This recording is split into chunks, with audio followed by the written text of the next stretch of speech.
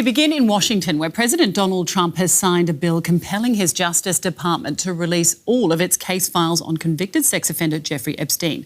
Trump's signature represents a major U-turn. He spent months opposing the release, stoking speculation that the files might further connect him to Epstein. Some documents could still be withheld under a provision exempting files needed for ongoing investigations.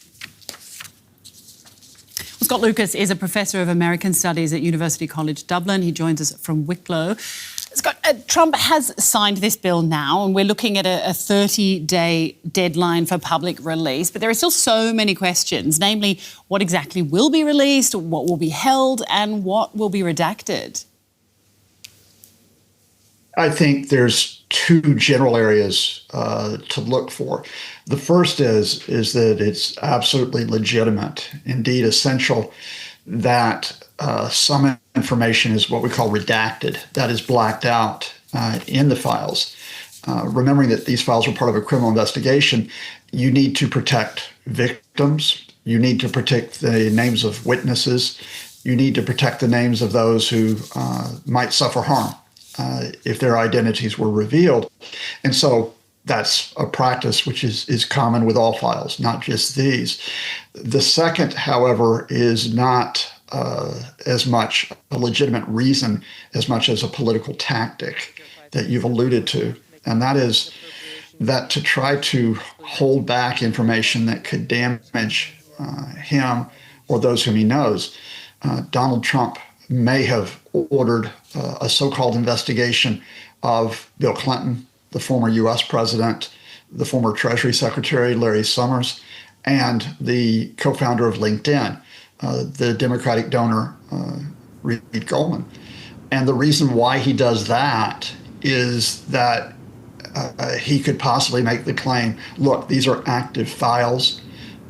These are files that may be relevant to a prosecution of any of these three men, and that would stall out on their release. It should be noted in this context that during the Biden administration, there was an absolutely legitimate reason to hold back the files for an investigation, a national investigation, and that was Ghislaine Maxwell, who was appealing her conviction as Jeffrey Epstein's assistant during these crimes.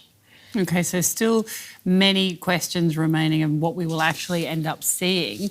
Now, OK, he's signed these documents. He's been under a lot of pressure. Is this likely, now that this part of this ordeal is over, is it likely to take the heat off Trump, do you think?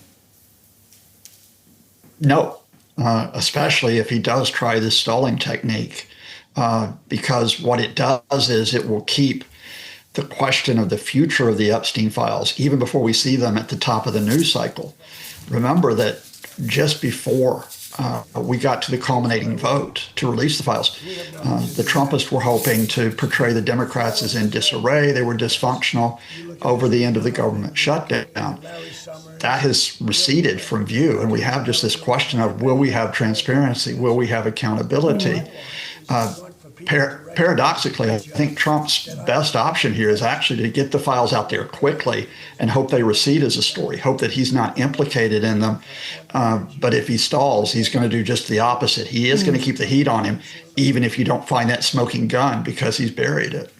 A lot of that heat, a lot of that pressure has come from his base, from those MAGA loyalists. Can you just remind us why they've been putting so much pressure on him to release these files? Well, I think a general reason is that when Trump was in opposition between 21 and all the way through the 2024 presidential campaign, he was saying, I'm going to release the files. They'll show that it's Democrats that were involved in these horrible crimes. He was using it to trash his opponents without any evidence that they were involved in those crimes. Well, when you get to February, he's in office, and his Attorney General, Pam Bondi, says, oh, I'm reviewing the files on my desk. I'm reviewing my files on the desk. His supporters are expecting this to come out. 9 months later, it hasn't come out. So they're still waiting, and they're upset by this. But I think there's a more human reason here. And this crosses whether you're talking about Trumpists, whether you're talking about Democrats, whether you're talking just about the common person. And that is, the victims need closure. They need accountability. They need transparency. And when you saw them outside the Capitol this week, risking in terms of further damage by bringing out their stories, holding up their photos when they were girls, speaking emotionally, speaking passionately, but speaking to the truth. They were the people who suffered the most in this.